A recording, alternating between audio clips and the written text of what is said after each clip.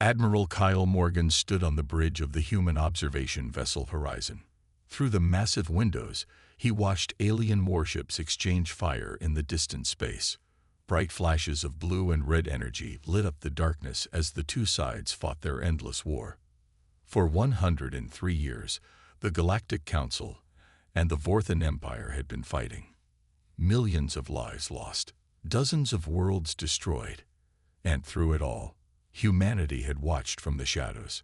Kyle remembered his grandfather telling him stories about first contact, how excited humans had been to discover they weren't alone in the universe, how that excitement had turned to horror when they realized the galaxy was at war. The door behind him opened with a soft hiss. Captain Lisa Turner walked in, carrying a datapad. Her face was serious, more serious than usual. "Admiral, we've received new orders from Earth Command," she said, handing him the device. Kyle took the pad and read the classified message. His eyes widened slightly. After all these years of watching, something was finally changing. "They're calling all observation posts back to Earth," Lisa continued. "Emergency session of the Global Parliament. They want every commander there." Kyle nodded slowly. He knew this day would come eventually. Humanity had spent decades studying both sides of this war, learning their technology, understanding their tactics, watching their strengths and weaknesses. "What do you think it means?" Lisa asked. "I think our time of watching might be ending," Kyle replied. He turned back to the window, watching another Vorthan cruiser explode in a ball of orange flame. "Pack up our data. Every scan, every battle recording, every piece of intelligence we've gathered." Lisa hesitated. "Sir, are we really going to get involved? After staying neutral for so long?" Kyle understood her concern. Earth's policy had always been clear. Don't interfere. Don't take sides. Just watch and learn. It had kept humanity safe while other species destroyed each other. "Look at them," Kyle said, pointing at the battle. "The Council is losing. Slowly but surely. The Vorthans are getting stronger with each victory. Their empire keeps growing." He pulled up a star map on the main screen. Red dots showed Vorthan territory. Blue showed the Galactic Council. The red was spreading like a disease. "At this rate, the Vorthans will control half the galaxy within 10 years, Kyle continued. "And then they'll notice us, a species that's been hiding, watching, learning their secrets." Lisa studied the map. "You think they'll come for Earth?" "Eventually, yes. The Vorthans don't tolerate neutral parties. You're either with them or against them." Kyle turned off the display. Maybe Earth Command has finally realized that. For the next 6 hours, the crew of the Horizon packed up their equipment. Dozens of hard drives filled with battle data, thousands of scans of alien technology, years of patient observation condensed into transportable files. Kyle took one last look around the observation deck. This ship had been his home for 5 years. From here, he'd watched 17 major battles and countless skirmishes. He'd seen Council planets burn. He'd seen Vorthan fleets grow larger and more aggressive. "All systems secured, Admiral," Lisa reported, "ready to return to Earth." Kyle walked to his command chair and sat down. "Set course for home. Maximum speed." The Horizon's engines powered up with a low hum. As they turned away from the battle zone, Kyle noticed something on the long-range scanners. A massive Vorthan fleet, bigger than anything he'd seen before, was gathering near their border. "Lisa, make sure Earth Command sees these scans immediately," he ordered. "That's not a patrol fleet. That's an invasion force." As the Horizon jumped to hyperspace, Kyle wondered if humanity had waited too long. The war was spreading. The Vorthans were winning. And Earth might not have the luxury of staying neutral much longer. The stars blurred into white lines as they raced toward home. Whatever happened next, Kyle knew one thing for certain. The long watch was ending. The time for action was coming. The emergency meeting room in Earth's orbital command center was packed with humanity's top leaders. Kyle Morgan sat with other fleet commanders, watching the massive holographic display in the center of the room. Ambassador John Baker stood before the assembled group, his face grave. "Ladies and gentlemen, we've just received intelligence from our deep space monitoring stations. The Vorthan Empire has completed construction of their ultimate weapon." The hologram changed to show a massive structure, shaped like a twisted metal flower. It was bigger than some moons, covered in weapons and strange energy collectors. "They call it the Void Eater," John continued. "Our scientists believe it can destroy entire planets by creating artificial black holes." A murmur ran through the room. General Amy Rodriguez leaned forward. "Do we know their target?" John nodded grimly. "The Zentari homeworld. 8 billion peaceful beings. The Zentari have never even built warships. They're philosophers, artists, healers." Kyle felt sick. The Zentari were known throughout the galaxy for their kindness. They'd stayed neutral like Earth, but unlike humans, they had no military at all. "The Vorthans plan to use them as an example," John explained. "Show the galaxy what happens to those who won't submit to their empire." President Helen Carter stood up. She was a small woman, but her presence filled the room. "We've maintained neutrality for over a century. We've watched this war tear the galaxy apart. But this is genocide." She looked around the room, meeting the eyes of each leader. "I'm calling for a vote. Should humanity enter this war?" General Rodriguez spoke first. "We've spent decades preparing. Our technology now surpasses both sides. We have the element of surprise. If we're going to act, now is the time." Dr. Paul Edwards, head of the Science Council, added his voice. "Our quantum gate network is ready. We can deploy forces anywhere in the galaxy within minutes. No one knows we have this capability." One by one, leaders voiced their opinions. Some worried about Earth's safety. Others spoke of moral duty. The debate lasted 2 hours. Finally, President Carter called for the vote. All in favor of intervention. Hands rose around the room. Kyle counted them. Unanimous. "Motion carried," Carter announced. "Humanity will enter the war. John, deliver our ultimatum to both sides." Within an hour, John Baker stood before the Galactic Council's emergency session.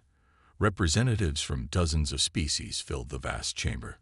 The Vorthan ambassador, a creature with gray skin and 4 arms, sneered at the human. "The Vorthan Empire recognizes no authority but strength," it hissed. "Your pathetic species has hidden in the shadows like cowards. You have no right to make demands." John remained calm. "Humanity demands the immediate deactivation of the Void Eater. You have 1 hour to comply." The Vorthan laughed, a harsh sound like grinding metal. "Or what? You'll send your tiny observation ships to watch us more closely." "No," John replied. "We'll stop you." The Galactic Council members whispered among themselves. Many looked skeptical. Humanity had never shown military power. How could they threaten the mighty Vorthan Empire? The hour passed quickly. The Vorthans ignored the ultimatum. Instead, they began powering up the Void Eater, aiming it at the distant Centauri homeworld. Back on Earth, President Carter gave the final order. "General Rodriguez, initiate Operation Thunderstrike." Amy Rodriguez turned to her staff. "Send the activation codes to all fleet commanders. Open the quantum gates. Deploy everything." Kyle Morgan received his orders aboard the Horizon, now racing back to the fleet staging area. He read them twice, making sure he understood. "Lisa," he called to his captain. "Signal the hidden fleets. Tell them the waiting is over." Across human space, massive doors opened in seemingly empty regions. Ships poured out from concealed bases. Not dozens, not hundreds, thousands. Humanity hadn't just been watching the war. They'd been building the largest fleet the galaxy had ever seen. And now, after decades of patience, they were ready to use it. The Vorthan Empire thought humans were weak observers. They were about to learn how wrong they were. The breaking point had come. Humanity was joining the war. Commander Jake Williams stood on the bridge of the battleship Liberty, watching as space itself seemed to tear open in front of him. The quantum gate shimmered with blue energy, a doorway between distant parts of the galaxy. "All ships, prepare for jump," he ordered. "We're going in hot." Behind the Liberty, 200 human warships lined up for the assault. Each one was sleek and dark, built with technology the galaxy had never seen. The Vorthan fleet near the Centauri system had no warning. One moment, empty space surrounded them. The next, human ships appeared from nowhere, emerging from quantum gates all around them. Vorthan Admiral Krex snarled at his sensor officer. "What are those ships? Where did they come from?" "Unknown configuration, Admiral. They just appeared. No hyperspace signatures. Nothing." "Open fire," Krex ordered. "Destroy them." Hundreds of Vorthan weapons fired at once. Energy beams and plasma bolts streaked toward the human fleet. Jake Williams watched calmly as the attacks approached. "Activate adaptive shields," he commanded. Dr. Sarah Johnson's voice came over the comm from the science vessel Einstein. "Shield adaptation protocols online. Learning from incoming fire patterns now." The Vorthan weapons hit the human shields, but instead of breaking through, something strange happened. The shields glowed brighter with each hit, absorbing the energy and growing stronger.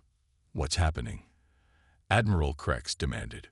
"Why aren't their shields failing?" His weapons officer looked confused. "Sir, their shields are learning. Each hit makes them more resistant to our weapons." Jake smiled grimly. "Return fire. Show them what human weapons can do." The Liberty and her sister ships opened fire. Instead of energy beams, they launched smart missiles that changed course mid-flight, dodging Vorthan defenses. Kinetic railguns fired projectiles at incredible speeds, punching through enemy armor like paper. But the real surprise came from the smaller human ships. Fighters launched from carrier bays, each one equipped with phase shift technology. They flickered in and out of normal space, becoming untouchable ghosts one moment and solid attackers the next. Sarah Johnson watched her scanners with satisfaction. Adaptive shields at maximum efficiency. Vorthan weapons now operating at 12% effectiveness against us. The Vorthan fleet, which had terrorized the galaxy for decades, found themselves outmatched. Their proud battleships, each one a kilometer long, were being picked apart by human vessels half their size. "Impossible," Admiral Krex roared. "We are the supreme power in the galaxy." His tactical officer interrupted. "Sir, more human ships arriving. Hundreds of them." All across the battle zone, quantum gates opened. The human fleet kept growing. Ships appeared near Vorthan supply lines, cutting off reinforcements. Others emerged near enemy command vessels, targeting leadership. Captain Maria Santos, commanding the destroyer Thunder, noticed something important. "Commander Williams, the Void Eater is powering down. They're recalling their fleet to protect it." Jake nodded. "Good. All ships, press the attack. Don't let them regroup." The battle had been raging for just 20 minutes, but the outcome was already clear. Vorthan ships burned in space, their debris floating like metal snow. Human casualties, 0. In the Galactic Council chambers, alien representatives watched the battle feeds in stunned silence. The humans hadn't just entered the war. They were dominating it. The Centauri ambassador, tears in his large eyes, spoke softly. "They're saving us. The humans are actually saving us." Meanwhile, Earth Command revealed another surprise. General Rodriguez appeared on screens across the galaxy. "This is only our first wave. We have 10 more fleets standing by." The message was clear. Humanity hadn't spent a century just watching. They'd been preparing, innovating, creating weapons and defenses beyond anything the galaxy knew. They'd combined the best of both sides' technology with human creativity. As the Vorthan fleet retreated in chaos, Jake Williams sent a simple message to Earth Command. Phase 1 complete. Vorthan advance stopped. Centauri homeworld secure. Ready for Phase 2. The galaxy had just learned an important lesson. Humans might be patient observers, but when they finally acted, They came prepared to win. Colonel Mike Brown sat in the Cyber Warfare Center aboard the electronic warfare ship Ghost. Hundreds of screens surrounded him, each showing different data streams from Vorthan communication networks. "Time for Phase 2, he announced to his team. "Let's show them who they're really fighting." Specialist Emma Davis typed rapidly on her keyboard. "Vorthan command network accessed. We're in their main communication system." Mike nodded. "Begin broadcast. Full spectrum. Every Vorthan ship, base, and colony needs to see this." Across the galaxy, Vorthan screens flickered. Their secure military channels, thought to be unbreakable, suddenly displayed human content. The broadcast began with ancient Earth history. Images of human warriors appeared. Roman legions marching in formation. Medieval knights charging into battle. Soldiers in trenches during World War I. Paratroopers dropping into Normandy. Each scene showed human determination in the face of impossible odds. The broadcast shifted to more recent history. Humans fighting in harsh environments. Surviving in space. Building colonies on hostile worlds. Never giving up, even when outnumbered. On the Vorthan command ship, Admiral Krex watched in growing alarm. "Shut it down. Block the signal." "We can't, sir," his communications officer replied. "They're using our own frequencies against us. The signal is coming from inside our network." The images continued, now showing human resilience, cities rebuilding after disasters, scientists working through failures to achieve breakthroughs, athletes training beyond exhaustion. The message was clear: humans never quit. Emma Davis monitored the cyber attacks carefully. "Colonel, I'm detecting panic in their lower ranks. Vorthan soldiers are questioning their orders." "Good," Mike replied. "Now show them the comparison data." The broadcasts changed. Split screens appeared, showing Vorthan military doctrine next to human strategy. Where Vorthans relied on brute force, humans used precision. Where Vorthans destroyed planets, humans protected civilians. Text appeared in Vorthan language. "We studied you for a century. We know your every weakness. We learned your every tactic. We improved upon everything you do." In Vorthan ships across the galaxy, crew members began to doubt. They'd been told humans were weak. But these broadcasts showed a species that had survived wars, disasters, and challenges that would have broken others. Mike Brown spoke into his headset. "All cyber teams, execute Protocol 7. Disable their weapons, but keep life support active." One by one, Vorthan ships found their weapons systems failing. Not damaged, just locked out. Their shields flickered and died. But their life support remained perfect, their crew unharmed. "Sir," Emma reported, "I'm intercepting Vorthan internal communications. Multiple ships requesting permission to withdraw. Some are even discussing surrender." The psychological attack continued. Now the screens showed human medical ships treating wounded from both sides. Human engineers repairing damage to civilian installations. The contrast with Vorthan brutality was stark. Admiral Krex slammed his fist on his command console. "This is impossible. No species can infiltrate our systems like this." His security chief looked troubled. "Sir, they're not destroying us. They could kill everyone, but they're choosing not to. Why?" That question spread through the Vorthan ranks. Why were humans showing mercy? Why disable weapons but preserve life support? It didn't match what they'd been taught about warfare. The final part of the broadcast began. Images of human children playing with alien children. Different species working together in human colonies. A future of cooperation instead of conquest. Words appeared on every screen. "You have a choice. Continue this war and face defeat, or join us in building a better galaxy. We prefer peace, but we're prepared for war.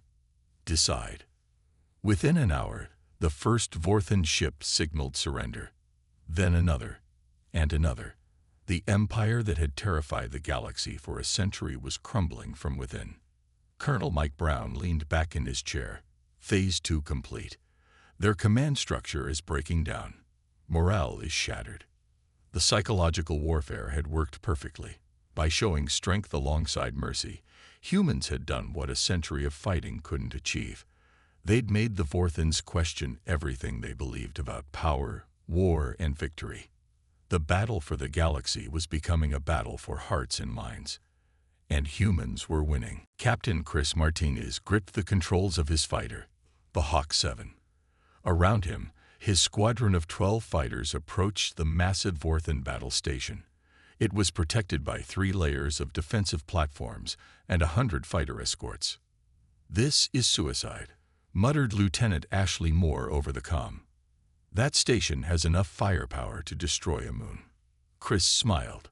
"That's what they think. Remember the Denver flip from training? The maneuver that's supposed to be impossible in space." Ashley replied. "The one that breaks every law of physics." "Exactly that one. Get ready to make history." The Vorthan commander, Zilox, watched the tiny human fighters approach. He laughed, a sound like breaking glass. 12 fighters against my fortress. These humans have gone mad." His weapons officer agreed. "Should we even bother with full defensive measures? It seems like a waste of ammunition." "Destroy them," Zilox ordered. "Show these primitives the price of challenging the Vorthan Empire." Hundreds of weapons locked onto the human fighters. Energy beams filled space like a deadly web. Any normal attack run would be suicide. But Chris Martinez wasn't planning a normal attack. "Squadron, initiate gravity drive," he commanded. "Lock onto the gas giant's gravity well." The human fighters suddenly accelerated, not toward the station, but away from it. They dove toward the nearby gas giant planet at impossible speeds. Vorthan targeting computers struggled to track them. "What are they doing?" Zilox demanded. "They're running away." His science officer looked confused. "Sir, they're accelerating beyond any known fighter capability. They're using the planet's gravity to—" "No, that's impossible." But it wasn't impossible. The human fighters whipped around the gas giant, using its massive gravity to slingshot themselves like ancient space probes. But unlike those probes, they could control their path with precision. "Ashley, coordinate the attack pattern," Chris ordered as his fighter shook from the gravitational forces. "Bed away formation. Target their shield generators." The 12 fighters emerged from behind the gas giant at speeds no Vorthan had ever seen. They weren't just fast. They were bending space itself, riding gravity waves like surfers on an ocean. "Incoming at—" "That can't be right," the Vorthan sensor officer stammered.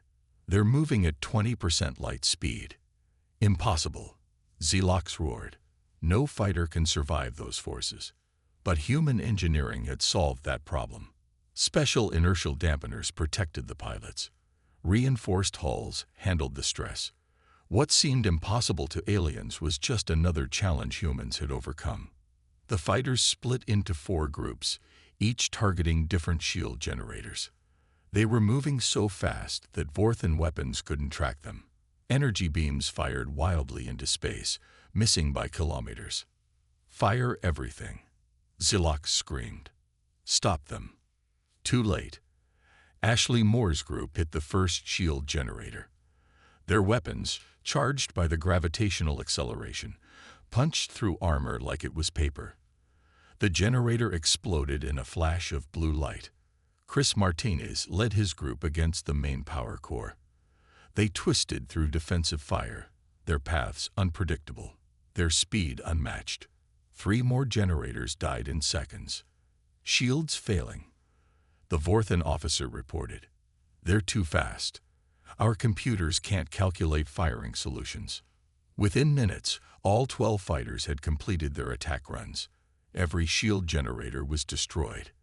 The mighty Vorthan battle station sat defenseless in space. "Sir," the sensor officer whispered, "they didn't lose a single fighter. Not one." Zilox stared at his screens in disbelief. The best defensive station in the Vorthan fleet, defeated by 12 small fighters using a maneuver that should have been impossible. Chris Martinez brought his fighter to a stop, hovering just outside weapon range. "Vorthan station, This is Captain Martins. Your shields are down. Your fighters are scattered. Surrender now, and we guarantee your safety." For the first time in his life, Commander Zulax felt fear. These humans had done the impossible. They'd turned the laws of physics into weapons. We surrender," he transmitted.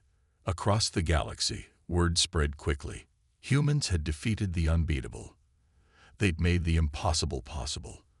And they'd done it without losing a single pilot. The legend of the Denver Flip was born. Admiral Frank Cooper stood before the assembled Galactic Council fleet. Hundreds of ships from dozens of species floated in formation. They looked tired, battle-worn, and defeated. For over a century, they'd been losing to the Vorthans. "My friends," Frank began, his voice carrying to every ship, "humanity offers you a gift. Not weapons to destroy, but shields to protect." The Altarian commander, a tall being with silver skin, spoke through the translator. "Your shields stopped Vorthan weapons. Ours fail after minutes. How is this possible?" Frank smiled. "We'll show you." Dr. Sarah Johnson began the transfer. From the human science vessel Einstein, data streams flowed to the council ships. Installation instructions, power requirements, frequency modulations, everything needed to upgrade their shields. Private Kevin Jones worked alongside alien engineers on the Altarian flagship. The huge aliens towered over him, but they watched in amazement as he reconfigured their shield generators. "See this," Kevin explained, pointing to a power coupling. "You've been running linear frequencies. That's predictable. Vorthan weapons adapt to patterns. Our shields randomize every nanosecond." The Altarian engineer's four eyes widened. "So simple. Why didn't we think of this?" "Sometimes it takes an outside perspective," Kevin replied. "Now let's test it." Within hours, the first council ships had upgraded shields. They glowed with new energy, shifting colors like aurora displays. Beautiful and deadly. The Vorthan Empire sent a punishment fleet to destroy what they thought were weakened council forces. 200 warships, led by Commander Thak, approached with confidence. "Pathetic council fleet ahead," Thak announced. "Begin attack sequence. Show them the price of resisting the Empire." Vorthan weapons fired. Hundreds of energy beams struck council ships. But instead of penetrating, the beams scattered harmlessly across the new shields. "What?" Thak stared at his displays. "Concentrate fire. All weapons on their lead ship." The combined firepower of 200 Vorthan ships focused on one council cruiser. The shields held. They didn't even flicker. Admiral Frank Cooper's voice cut through the chaos. "Council fleet, you've taken their best shot. Now show them yours." The council ships, protected by human shield technology, advanced. For the first time in decades, they fought without fear. Vorthan weapons couldn't touch them. Captain Elena Rodriguez coordinated the assault from the human command ship. "Council wings, execute pattern alpha. Drive them toward the gravity well." The alien commanders, trained quickly in human tactics, responded perfectly. Zentari healers turned warriors used their precision to target weak points. Altarian strength combined with human strategy. Smaller species used speed and agility, protected by unbreakable shields. Private Kevin Jones had moved to a Grolak assault ship, teaching ground combat techniques. The massive reptilian warriors had always relied on brute force. Kevin showed them efficiency. "Don't just charge," he demonstrated. "Use cover. Work in teams. Let technology multiply your strength." The Grolak captain, scared from 100 battles, tried the human methods. His warriors moved with new purpose, each supporting the others. They cleared a Vorthan destroyer in minutes, taking prisoners instead of leaving corpses. "This is better," the captain admitted. "We waste less energy, lose fewer warriors." The battle turned into a rout. Vorthan ships fled or surrendered. Commander Thak's flagship was surrounded, his weapons useless against the enhanced shields. "Empire forces," Frank Cooper broadcasted. "You've lost. Surrender, and you'll be treated fairly." continue fighting, and face the combined might of free species. Thak watched his fleet crumble. These weren't the weak council forces he bullied for years.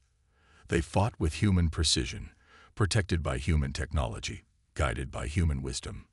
"We yield," Thak transmitted, his voice hollow with defeat. The news spread across the galaxy like wildfire.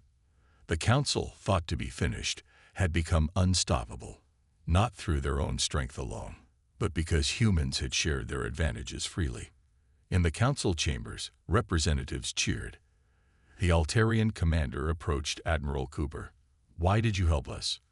You could have conquered the galaxy yourselves." Frank shook his head. "That's not the human way. We succeed together, or we fail alone. Today, we all succeeded." The tide of war hadn't just turned. It had become a tsunami, washing away a century of Vorthan dominance. Emperor Vorthak stood on the bridge of his personal dreadnought, the Dominator. The most powerful ship ever built, it was 3 times larger than any other vessel in space. Around him, the last loyal forces of the Vorthan Empire gathered for a final stand. "My loyal warriors," Vorthak's voice boomed across the fleet. "The humans think they've won. They've turned our enemies against us, but they don't know our true power. Today, we crush them all." General Patricia Lee watched the Vorthan formation from the human flagship Constitution. "They're making their last stand at their homeworld. Every remaining loyal ship is there." "How many?" asked Captain Danny White. 5,000 ships, plus orbital defense platforms, plus the Emperor's dreadnought. Patricia studied the tactical display. "It's everything they have left." Dr. Tony Adams interrupted from the research vessel. "General, I finished translating the Vorthan historical archives we captured.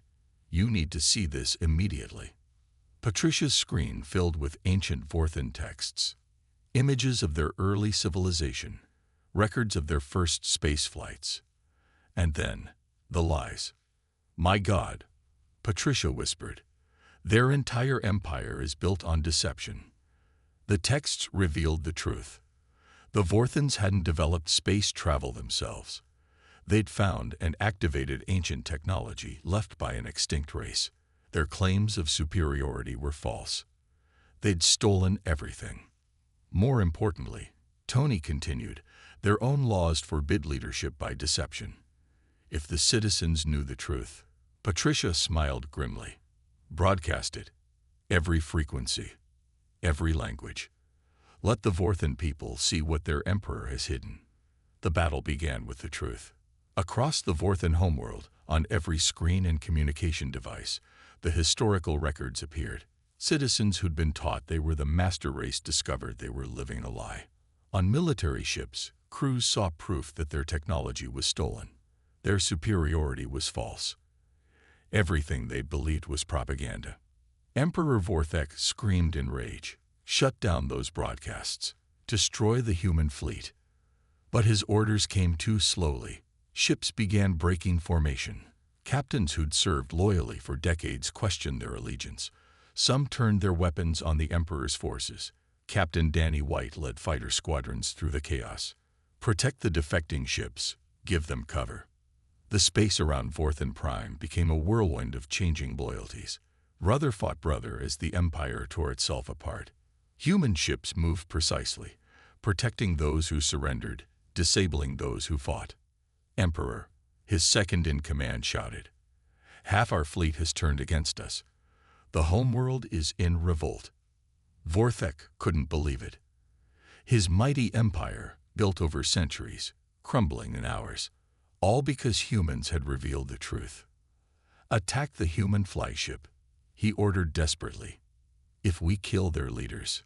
The Dominator's massive weapons turned toward the Constitution. Energy built up for a killing blow. But Danny White's squadron was ready. All fighters, execute shield bubble formation. The small human fighters linked their shields, creating a protective sphere around the Constitution. The Dominator's planet-killing beams struck the bubble and dispersed harmlessly. Impossible. Vorthak raged. No shields can withstand that power. His tactical officer looked at him with new understanding. "Sir, We've been wrong about everything. The humans aren't our inferiors. They're showing mercy even now. They could destroy us all, but they're choosing not to. More ships defected. The orbital platforms powered down. On the surface, citizens demanded the Emperor's arrest. General Patricia Lee opened a channel to the Dominator. Emperor Vorthak, your empire is finished. Your own people reject you. Surrender and face justice under your own laws. Vorthak looked around his bridge. His crew avoided his eyes. His guards stepped back. The leader who terrorized the galaxy stood alone. I yield, he said finally, his voice broken. The Vorthan Empire, scourge of the galaxy for over a century, ended not with massive explosions or heroic last stands. It ended with truth, justice, and the choice of people to reject tyranny. Danny White watched as Vorthan ships powered down their weapons. 3 hours since we entered the war, and it's over. The impossible had happened. The unbeatable empire had fallen, not through superior firepower, but through humanity's most powerful weapon, truth. 3 hours after humanity entered the war, the galaxy was at peace for the first time in over a century. The great council chambers on Central Station, filled with representatives from every civilized species. The air buzzed with excitement and disbelief. Ambassador Eric Nelson stood before the assembly. Behind him, a massive view screen showed the current state of the galaxy. Green lights marked peaceful systems. Not a single red combat zone remained. The Vorthan Empire has formally surrendered, Eric announced. Emperor Vorthak will face trial under Vorthan law for his deceptions. Their military forces have been disarmed. The Zentari representative stood, his peaceful species saved from extinction. What of the Vorthan people? Surely they aren't all guilty. Eric smiled. Humanity proposes rehabilitation, not punishment. The Vorthan citizens were victims of propaganda. They deserve a chance to join the galactic community as equals. Murmurs of surprise filled the chamber. For decades, species had spoken of crushing the Vorthans completely. Now humans suggested mercy. Former Vorthan Commander Thak, now speaking for his people, rose slowly. You would forgive us, after all we've done. Your leaders lied to you, Eric replied. Your people can choose a better path. We'll help with education, technology sharing, and peaceful integration. The Galactic Council voted overwhelmingly to accept the human proposal. Reconstruction, not revenge, would guide the galaxy's future. Later that day, Admiral Julie Phillips stood before the combined fleet commanders. The assembled military leaders, human and alien alike, waited to hear who would lead the new Galactic Defense Force. The council chairman spoke. Admiral Phillips, humanity has shown wisdom, strength, and mercy. We offer you supreme command of all combined forces. Julie stepped forward. The weight of history pressed on her shoulders. The entire galaxy watched. I'm honored, she began. But humanity must respectfully decline supreme command. Gasps echoed through the chamber. Why would humans refuse such power? We've seen what happens when one species rules others, Julie continued. Instead, humanity proposes a shared command structure. Each species contributes. Each has a voice. We'll serve as peacekeepers, not overlords. The wisdom of her words sank in slowly. Humanity could have ruled the galaxy. Instead, they chose partnership. Within weeks, the new structure took shape. Human technology centers opened on every civilized world. Former enemies worked side by side.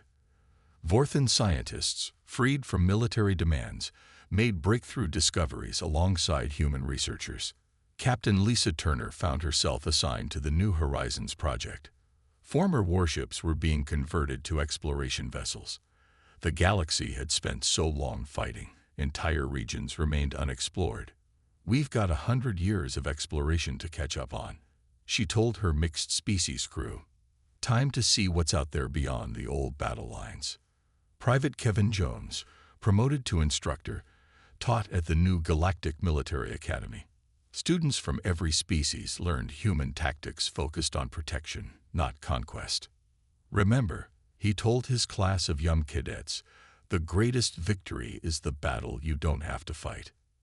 6 months after the war's end, the first joint colony was established.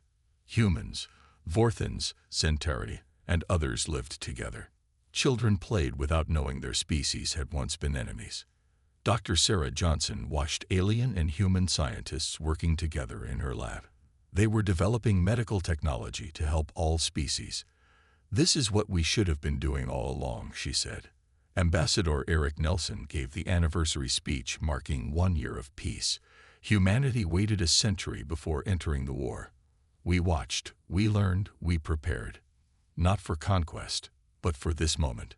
When the galaxy needed us most, we were ready. The assembled dignitaries rose in applause. The war that had raged for over a century had ended in just 3 hours. But the peace that followed would last for generations. In deep space, new exploration ships jumped through quantum gates. The galaxy was vast, full of wonders yet to be discovered. And now, finally, they had the peace to explore it. Humanity's greatest victory wasn't winning the war, it was winning the peace that followed.